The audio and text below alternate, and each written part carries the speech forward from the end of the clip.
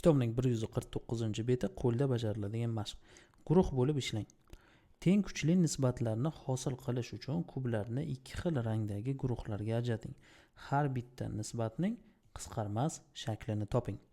Ya'ni bizda A da 6 ta qizil, 12 ta ko'k, B da 4 ta sariq, 20 ta yashil, C da 15 ta qizil, 20 ta yashil kub bor. Endi bu yerda misol ko'rinishida bizda 4 ta ko'k va 6 ta qizil kublar bor.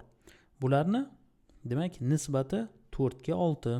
Bularni qisqarmas shaklga keltirish uchun 4 ta ko'k kubni biz ikkita guruhga ajratamiz. Ya'ni har biri ikkitadan bo'ladi. Birinchisi, ikkinchisi.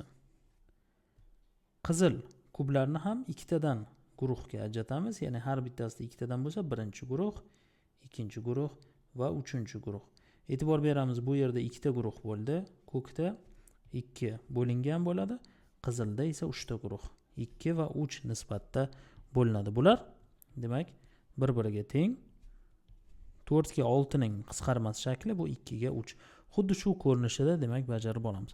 Demak A, B, C larni biz o'qidik. Uni pastda demak illyustratsiyasini ko'ramiz. Ya'ni A. Birinchisida demak 6 ta qizil bor. 12 ta ko'k bor. Bularni demak agar nisbatini oladigan bo'lsak, bularning nisbati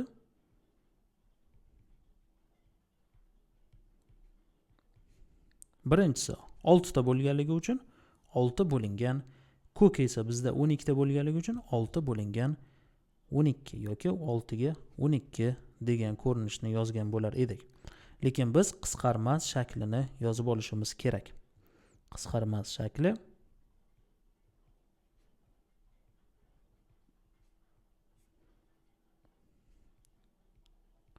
bu qanday bo'ladi? Buning uchun mana bu demak qizil va ko'klarni biz guruhlarga ajratib olamiz.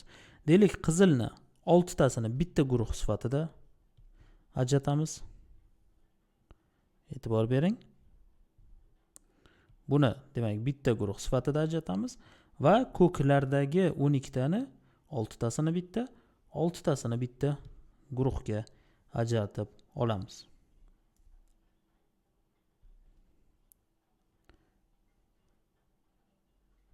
Demak bittasini ajratdik, ikkinchisini ham ajratib olamiz. Endi e'tibor beramiz. Qizillarda bitta guruh, ko'klarda esa ikkita guruh bo'ldi. Demak buning qisqarmas shakli 1 bo'lingan 2 ko'rinishga keladi. Buni belgilab olamiz. Demak qisqarmas shaklini topib oldik. Endi ikkinchisi, B topshiriqda 4 ta sariq bor va bizda demak 20 ta yashil bor. 4 ta, 4 ta, 4 ta, 4 ta, 4 ta. Endi buni agar nisbatini olganimizda edi 4 bo'lingan 20 ko'rinishida olgan bo'lar edik.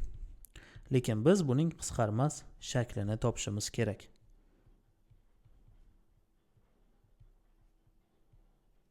Qisqarmas shakli. Buni topish uchun uni guruhlab olamiz. Deylik, sariq kublarni bitta guruh, ya'ni 4 talasini ham bitta guruhga kiritamiz. Yashil kublarni 4 tasi bo'lgan, ya'ni 4 tasi bittada bo'lgan guruhlarga ajratib olamiz. 1, 2, 3, 4 va 5. Demak, e'tibor beradigan bo'lsak, bunda sariqlar bitta guruh bo'ldi, yashillar esa 1, 2, 3, 4, 5 ta guruhga ajraldi. Demak, 1 ga 5 degan natija kelib chiqadi. 1 bo'luv 5 ko'rinishida bo'ladi. Buni belgilab olamiz. Va bizda oxirgisi, ya'ni C variant qoldi. Bunda qizillar bizda nechtani tashkil etadi? 5 ta, 10 ta, 15 ta. Demak, 15 ta bizda qizil bor. Va mana bu yerda shartiga e'tibor beramiz. Bizda demak 15 ta qizil va 20 ta yashil bo'lishi kerak. Biz esa u yerga 25 ta yashil qo'ygan ekanmiz. Uni 5 tasini olib tashlaymiz. Ya'ni mana bu yerda demak mana bu 5 tasi bizga kerak emas. Bularni o'chirib tashlaymiz. 20 ta yashil, 15 ta qizil bo'ladi. Agar ularning nisbatini ko'rganimizda edi, nisbati 15/20 ko'rinishida bo'lar edi. Bu albatta qisqarmas shakl emas, chunki buni qisqarmas shaklga keltirish uchun biz mana bu yerdagi qizillar va yashillarni guruhlarga ajratib olishimiz kerak bo'ladi. Buni bajarish uchun biz quyidagi amalni bajaramiz. Har biri 5 tadan iborat bo'lgan kublar guruhini tashkil etamiz. Va ushbu demak nechtani tashkil etishini ko'ramiz. Demak, birinchisida qizilda 3 ta bo'ldi. E'tibor beramiz. Yashilda esa 1 2 3 va 4 ta bo'ldi. Demak, 3 ta qizilda, yashilda esa 1 2 3 4 ta bo'ldi. Demak, uning qisqarmas shakli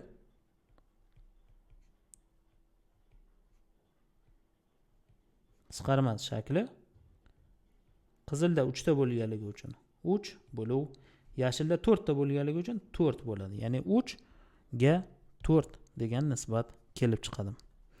Demak, biz mana bu yerda aynan qisqarmas shakllarni barchasida belgilab oldik. Siz ham o'zingizda belgilab oling va keyingisiga o'tamiz. Qiziqarli matematika. O'rganing va bo'lishing. Guruh bo'lib ishlang. Sinfxonadagi turli buyumlar sonini taqqoslang va ularning nisbatini ayting. Nisbatni qisqarmas shaklda qanday ifodalaganingizni sinfdoshlaringiz bilan o'rtoqlashing. Misol, chizg'ichlar sonining o'chirg'ichlar soniga nisbati 40 ga 25. Ya'ni 40 ta chizg'ichlar bor, 25 ta o'chirg'ichlar bor. Buni o'zgarmas shaklga keltirish uchun buni umumiy bo'luvchisi 40 ni ham 5 ga, 25 ni ham 5 ga bo'lamiz. Shunda 8 ga 5 natija kelib chiqadi. 40 ga 25 nisbatining qisqarmas shakli 8 ga 5 nisbat hisoblanadi. Buni belgilab olamiz. Siz ham demak sinfxonada buni mustaqil bajarishingiz mumkin. Keling, kitob va daftarlar ko'rinishida bajarsangiz bo'ladi. Bu sizga mustaqil uchun. Ya'ni kitoblar va daftarlar. Buni o'zingiz sinfda bajarib olasiz.